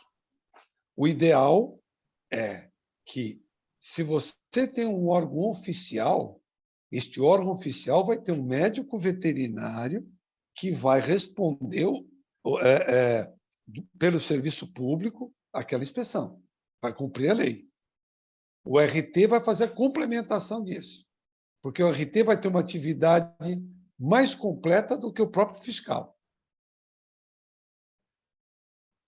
Ok, então agora seguimos aqui, olha, para uma consideração também, nesse caso feita pela Roberta Moreira. Acredito que essa área seja incrível, porém tem que ter muita persistência, força de vontade para fazer a diferença nas empresas. Ela completa, ser forte, passar confiança, não desistir, porque as coisas ocorrem aos poucos. Os donos de empresas não reconhecem muitas vezes o trabalho de início, mas com o tempo ganhamos confiança. Eu sou apaixonada por essa área, amo trabalhar com segurança dos alimentos. Olha que bonito. Muito A bem, é isso. Roberta, eu conheço o caminho da Roberta, e o que ela está dizendo exatamente foi o que ela fez mesmo. Foi batalhando, começou do zero, foi, Eu, até. Só que as pessoas hoje, muitos jovens, acham que vão chegar, sair, bater na primeira porta. Ah, você não quer um serviço? Eu sou muito bom, e tal. O cara fala não, ele já vai para casa, se recolhe e fica deprimido. Devia ser Isso. o contrário. Não, rapaz, eu vou no outro agora. Porque agora é a hora que eu tenho que mostrar que eu não vou baixar a cabeça, eu vou atrás até conseguir. é um É assim que a gente ganha. exercício de resiliência, né? Resiliência, isso Muito aí. bem. Isso faz parte hoje do nosso. As empresas hoje, os RHs, querem essa qualidade, essa capacidade das pessoas. Isso a gente aprende e desenvolve, né? Tudo bem, olha, aqui agora são alguns comentários, né? E as pessoas dizendo, olha, que se o doutor quiser, pode continuar. A Luciana fala, olha, pode continuar. Aí a Elisa também está maravilhoso, pode seguir até a hora que quiser. Olha, Legal. Obrigado. a Isiane Obrigado. Vocês querem também. matar, né? Vocês querem me matar, tá bom. A Isiane, olha, por mim poderia continuar. Aí a Pamela, eu vou fazer de tudo aqui para ler, né? Na medida do possível, temos vários comentários. A Pamela, mais uma vez, ainda participa. Olha, passei no concurso na área da prefeitura da região aqui e tive que desistir da oportunidade devido ao salário do médico veterinário abaixo do piso. Então, né, mais uma, ela complementa ali o raciocínio. A Vitória, parabenizando o professor, excelente palestra. Obrigado. A Bianca, dizendo aqui que está tudo excelente, também pode continuar. A Zilma, ótima palestra. Todos falando, né? A Stephanie, exatamente, uma conversa muito enriquecedora. Aí temos a Roberta Moreira, muito bom a palestra, professor, obrigada por fazer a diferença. A Bárbara, professor Calil, dando um show, muito obrigada. Verônica, foi maravilhoso, professor, parabéns. E aqui, olha, muitos agradecimentos. A Júlia, obrigada pela palestra. Marcela, palestra incrível, doutor Calil. Você teria alguma indicação de sites e empresas para a procura de estágio na área de inspeção e tecnologia? Olha, o pessoal sempre pergunta, né, de possibilidades. Para formados, a possibilidade que existe é em empresas que têm trainee, que, vamos dizer, contratam como trainee, porque aí tem que remunerar, porque nós temos uma legislação hoje que, para nós, nossa área, foi ruim. Eu até entendo que essa legislação, na época, foi boa, porque pegava-se estagiários para fazer trabalho pagava uma mixaria para o estagiário tinha obrigações e mais obrigações, né? Então, essa lei protegendo o estagiário e ter uma carga horária adequada para ele poder estudar, ir na faculdade e tal, achei bacana. Mas para nós foi meio complicado, porque muitas empresas não têm como admitir estagiários. Mas, por exemplo, em supermercados, tanto o Pão de Açúcar como o Carrefour tem uma terceirizada, uma empresa terceirizada, que vira e mexe, coloca na internet que estão selecionando. Isso é quase que durante 2 períodos no ano, pelo menos, eles colocam. Outras redes também fazem isso, né? Outra forma de conseguir estágio é, muitas vezes, conversando com amigos que conhecem alguém dessa empresa que vai daqui a pouco. É o famoso QI, mas não é aquele QI do político, né? É o QI de alguém que pode te ajudar a indicar. Porque hoje, eu mesmo tenho alguma dificuldade com alunos, ex-alunos e tal, que às vezes me procuram, porque teve a pandemia. Foram praticamente 2 anos. Eles não admitiam. Eles tiveram um surto nas fábricas. As fábricas pararam por causa do surto de Covid. Eles não queriam nem ouvir falar em visita, estágio, não vi nada, porque eles tiveram problemas e mais problemas. Então, e nós estamos nesse rescaldo. Eu acho que um pouquinho mais à frente vai ter aberturas, né? Mas nesse momento está bastante difícil. Os caminhos normalmente são via internet, por empresas terceirizadas que selecionam para frigorífico e supermercado. Muito bem, olha, nós temos aqui a Fernanda Ortega, agora a doutora Rosa, doutor Calil, fiquem à vontade para ajudá-la aqui com esclarecimento. Qual o posicionamento do Conselho do CRMV São Paulo para alterar a questão de restrições de números de RTs, sendo que estamos sendo surpreendidos por substituição por engenheiros de alimentos? Ela pergunta, Fernanda. A pergunta o Conselho faz restrição para que um profissional não tenha um número maior o número de empresas que ele é RT, né? A limitação, é isso? Isso. Eu acho que a Rose pode responder até melhor isso. Olha, em função do que nós estamos o que trabalhando. nós temos até o momento no manual de responsabilidade técnica é que o profissional, o RT, pode assumir no máximo até 6 responsabilidades técnicas, de acordo com o tipo de responsabilidade, a distância entre os locais em que ele está assumindo a responsabilidade técnica, né? E o mínimo de carga horária, 6 horas de carga horária mínima e 48 horas de carga total, com algumas horas extras. É isso que até o momento se entendeu, se conversando com as diversas comissões das diversas áreas em relação à atuação do responsável técnico. Eu não entendo como que o responsável técnico, aqui no caso a Fernanda diz que os engenheiros de alimentos eles atendem, né? Muitas, ela escreveu aqui 300 mil anotações de responsabilidades técnicas. A gente, eu não sei como pode acontecer, como ocorre isso, porque principalmente nessa área de alimentos, como que você vai estar em 5, 6, 7, 8, 10, 20 locais diferentes, distantes? Que tipo, qual é a capacitação, qual que é o controle? Como que você vai monitorar o que está sendo feito se você não está lá? Então, é esse o entendimento que se tem. A gente não tem o melhor entendimento do mundo, mas a gente está tentando, conversando com todas as comissões, ver o que é melhor para cada área. Mas, assim, eu particularmente acredito que tem que haver um mínimo de horas de responsabilidade técnica, porque, com o mínimo, as pessoas já estão assumindo a responsabilidade técnica sem cobrar absolutamente nada. Eu vi o documento da anotação de responsabilidade técnica dito, anotação trabalho voluntário. Quer dizer, qual é o valor que esse indivíduo dá para a própria profissão? Entendeu? Onde está escrito que nós temos que fazer esse tipo de coisa? Né? É louco, nossa senhora. Entende? Então, é isso.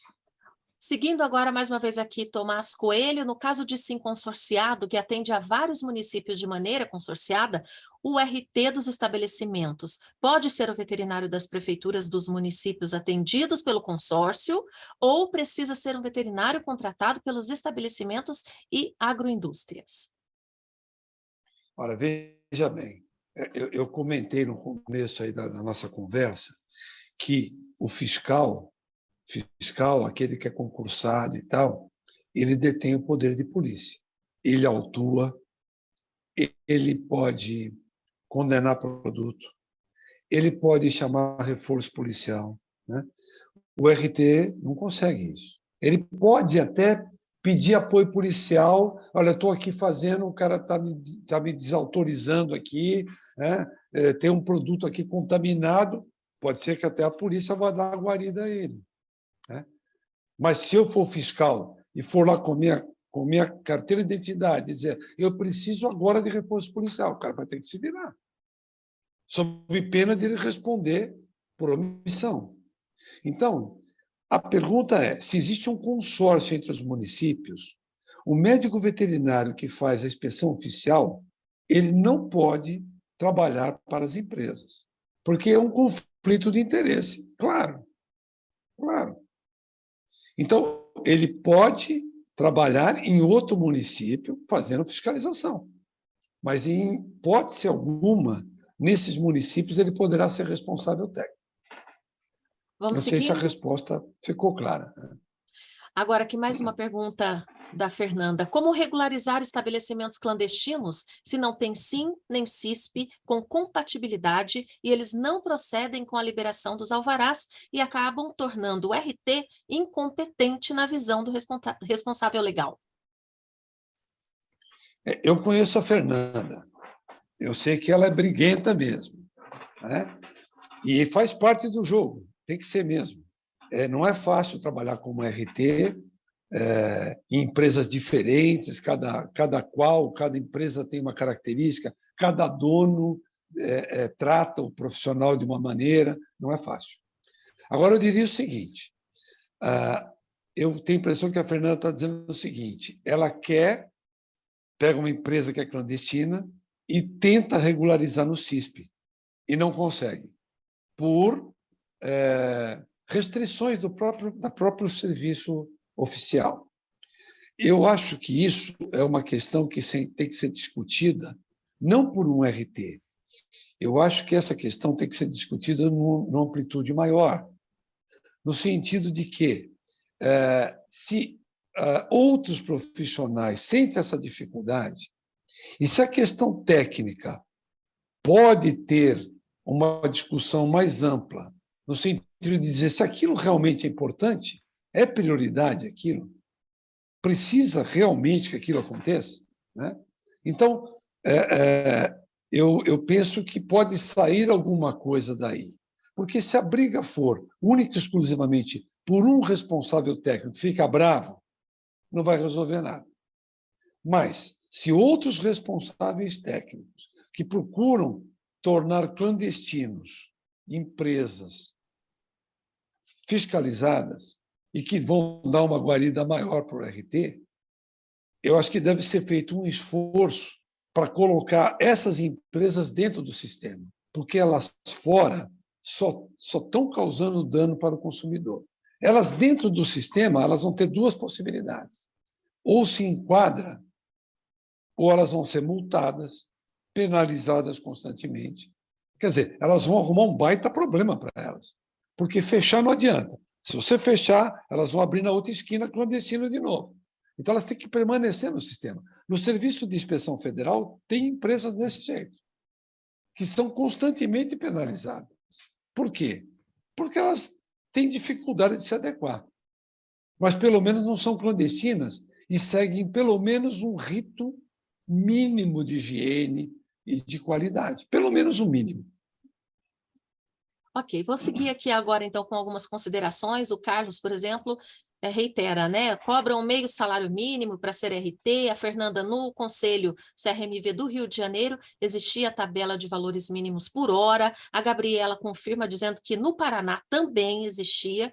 E aí o Carlos Eduardo diz que pior é ser fiscal estadual em Abatedouro, faz parte da cooperativa de médicos veterinários, daí o produtor paga a cooperativa e a cooperativa paga o veterinário. Aqui é assim, em Santa Catarina. Daí você trabalha para a cooperativa ou para o estabelecimento.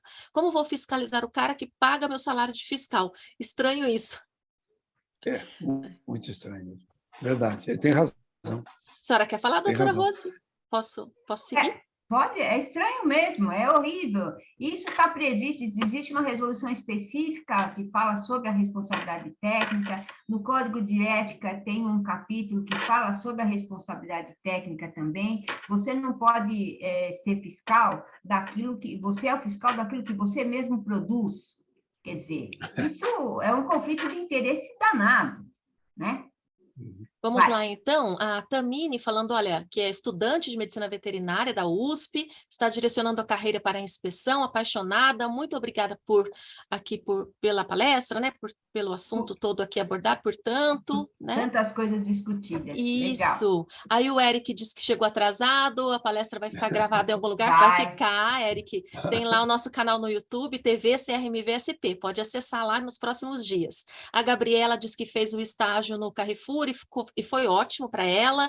O André disse que fez estágio no Carrefour e está há 7 anos atuando com alimentos. Né? Ó, aqui. Muito legal, ó, gente. Tem muita gente pontapé feliz. inicial, né? Tem que ir, gente. A pessoa sofre um pouquinho, mas as coisas acontecem.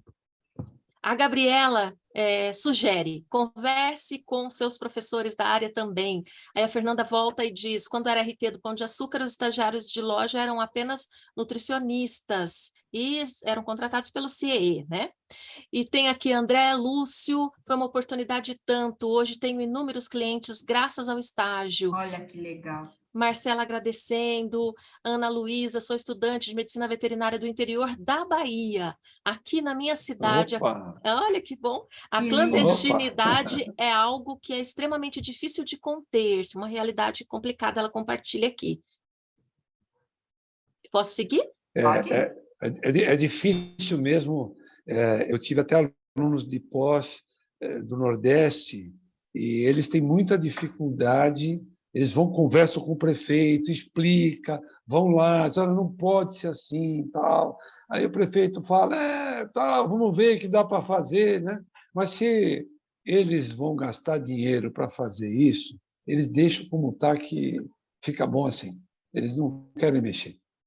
A Fernanda, mais uma vez aqui, colaborando, falando sobre os engenheiros de alimentos e nutricionistas, né, entrando nas áreas de supermercados e entrepostos, estão assumindo RTs em vários estados. Ela diz que entende que é preciso ter seriedade, mas estamos perdendo muito mercado para eles.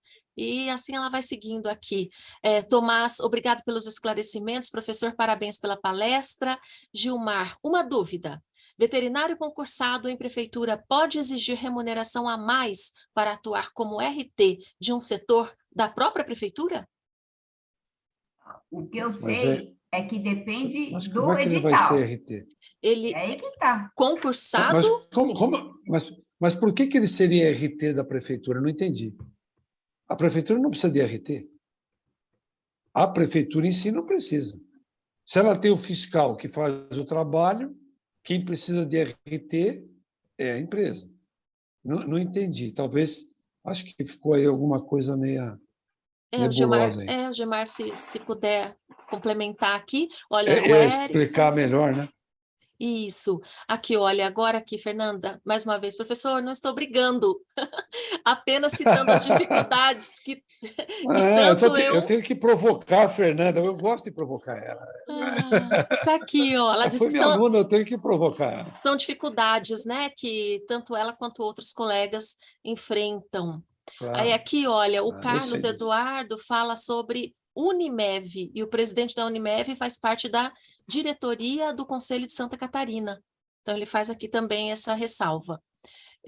Tem aqui agora a Carla. Não é só prejudicial ao consumidor, mas empresas clandestinas também afetam as outras empresas que estão dentro das normas, pois, querendo ou não, as empresas têm um custo para se manter dentro dessas normas e acabam existindo aqui, ela até fala, uma concorrência desonesta, e os fiscais só podem atuar empresas clandestinas por denúncias e pega em flagrante.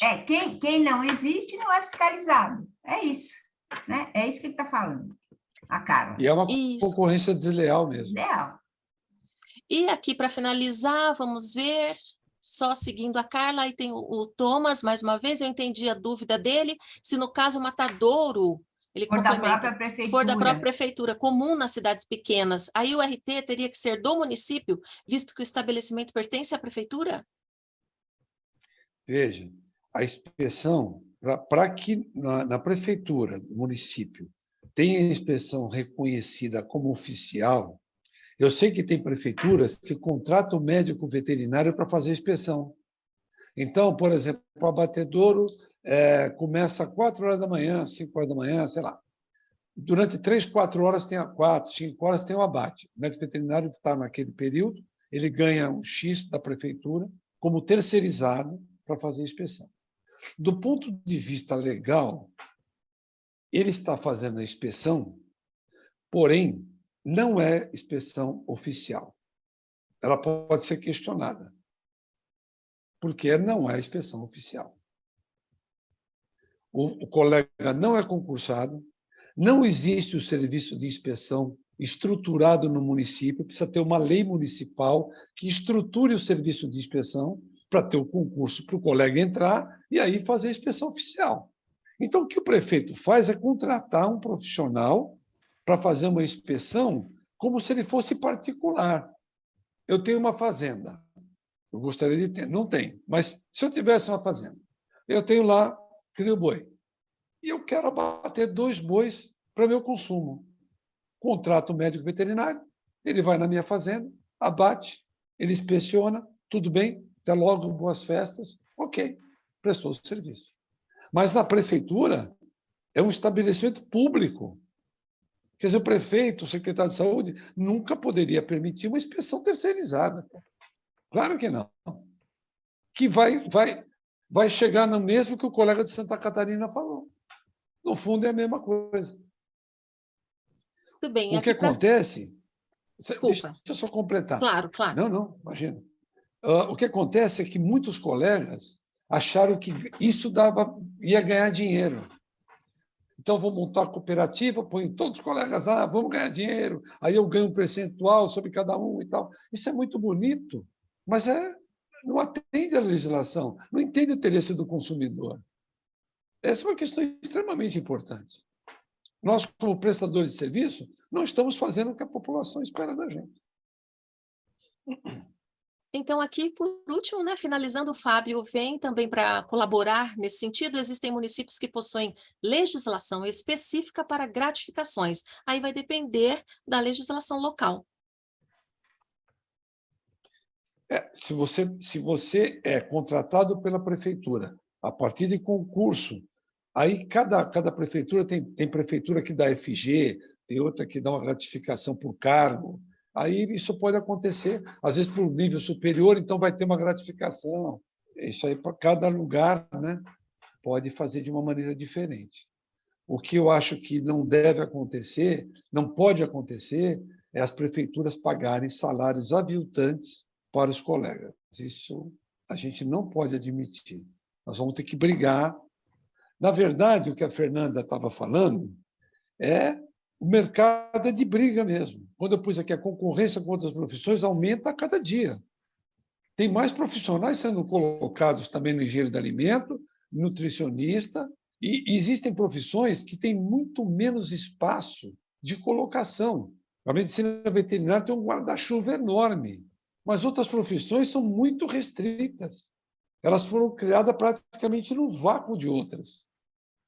Então, eles não têm esse espaço, eles têm que brigar muito mesmo para conquistar.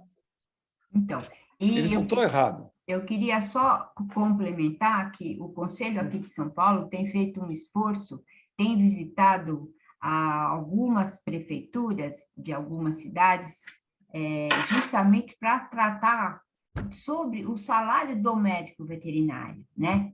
Então, isso a gente acha que é, com certeza, aviltante mesmo, mas, assim, o Conselho sempre envia ofícios e agora está indo pessoalmente em algumas prefeituras para tentar sensibilizar o prefeito da importância do médico veterinário e que o médico veterinário, o trabalho do médico veterinário é um trabalho que gera um valor agregado, que vai melhorar a qualidade de tudo, e principalmente a qualidade da saúde, dos produtos que as pessoas ingerem, comem e consomem, né?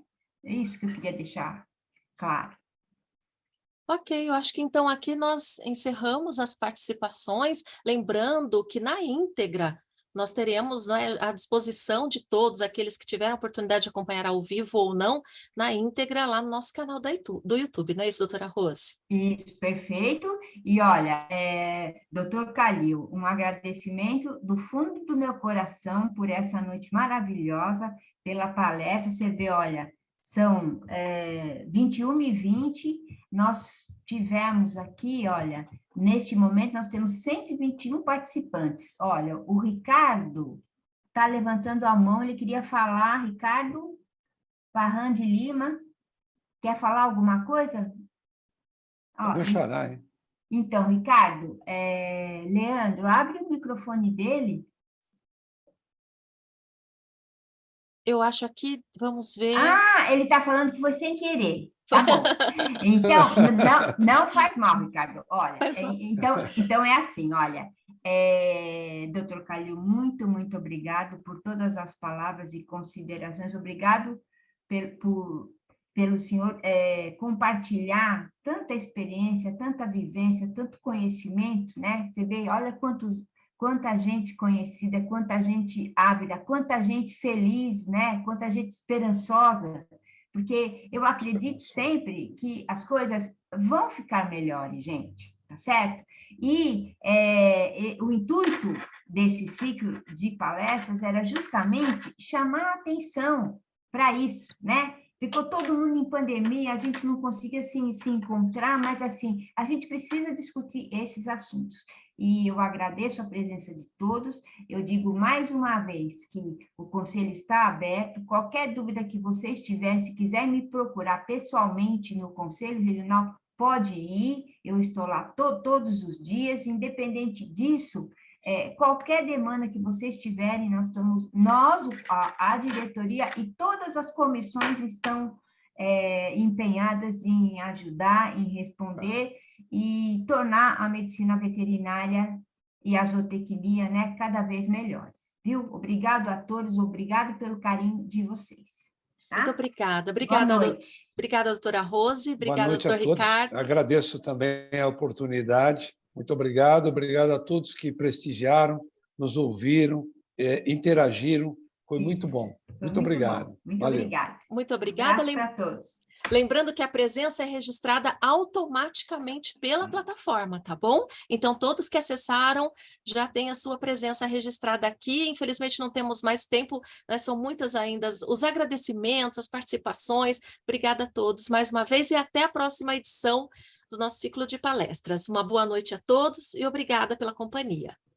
Boa noite a todos. Boa noite. Até logo. Tchau.